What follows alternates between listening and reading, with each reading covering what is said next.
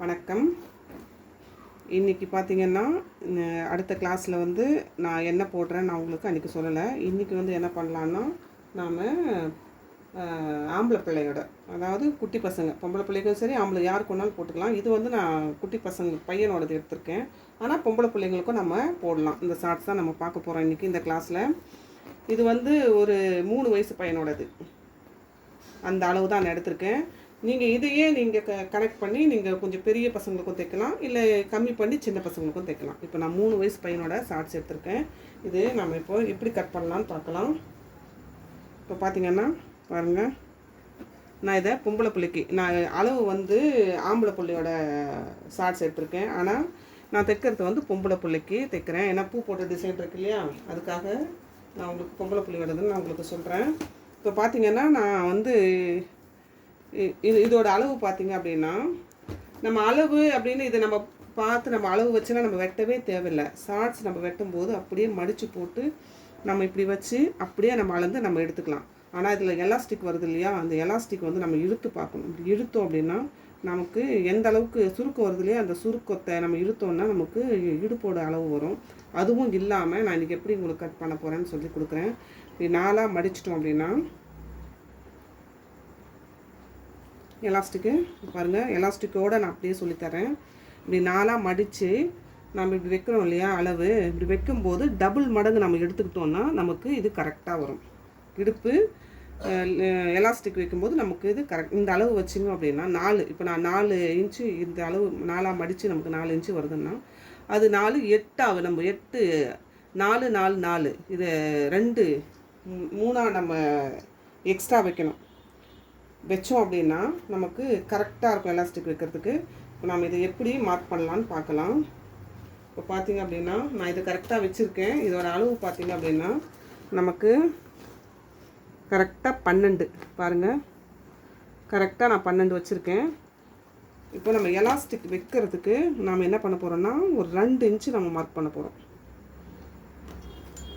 2 inch நம்ம elastic வைக்கிறதுக்கு நான் மார்க் பண்ணுறேன்.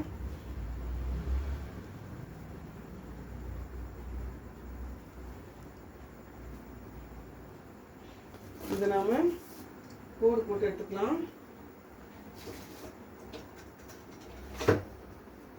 இந்த 2 இன்ச்சை நான் மார்க் பண்ணிவிட்டு கோடு போட்டுடுறேன். இது வந்து எலாஸ்டிக் வைக்கிறதுக்கு நாம் 2 இன்ச்சு விட்டுருக்கோம்.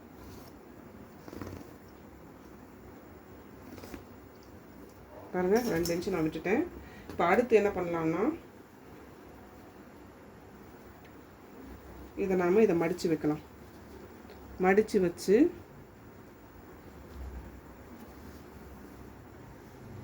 இப்படியும் நம்ம அளவு போட்டுக்கலாம்.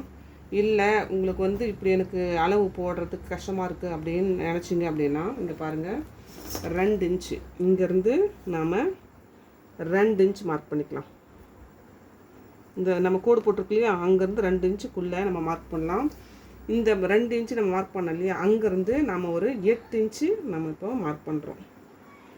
கீழே 8 இன்ச்சு நம்ம மார்க் பண்ணுறோம். 8 இன்ச்சு மார்க் பண்ணிவிட்டு இங்கே 2 இன்ச் இருக்கா, இங்கே ஒரு லைன் போட்டுக்கலாம். இங்கே லைன் போட்டுக்கலாம்.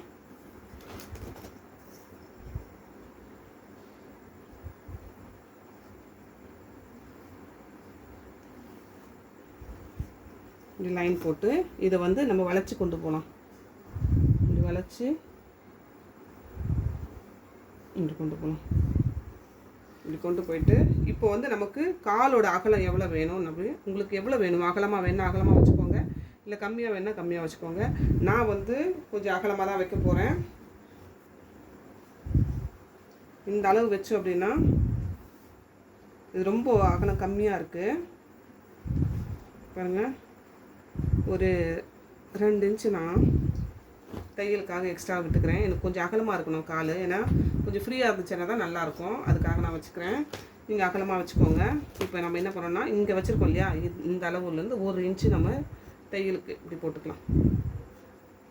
தையலுக்கு போட்டுட்டு இங்கேருந்து நம்ம மடித்து தைக்கணும். முதல்ல நம்ம கீழே மடித்து தைப்போம் இல்லையா, அந்த மடித்து தைக்கிறதுக்கு நமக்கு ஒரு 1.5 இன்ச் அந்த அளவுக்கு நம்ம இதை மடித்து தைக்கிறதுக்கு நம்ம மார்க் பண்ணிக்கலாம்.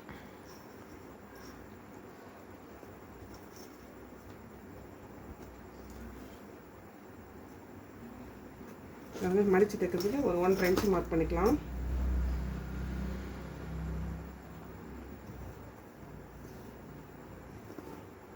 இது ரொம்ப ஈஸி, பசங்களுக்கு ஷார்ட்ஸ் தைக்கிறது ரொம்ப ஈஸி. எலாஸ்டிக் வைக்கிறது தான் கொஞ்சம் நேரம் எடுத்துக்கும். மற்றபடி மார்க் பண்ணுறது, கட் பண்ணுறது, தைக்கிறது எல்லாம் ரொம்ப ரொம்ப ஈஸி.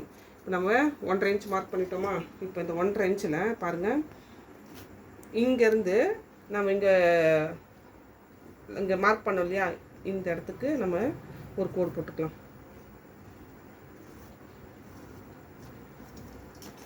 அவ்வளோதான், அவ்வளோதான். இப்போது நம்ம கட் பண்ண போகிறோம். இவ்வளோ தான், ரொம்ப ஈஸி ஷார்ட்ஸு. இப்போ நம்ம கட் பண்ணிக்கலாம்.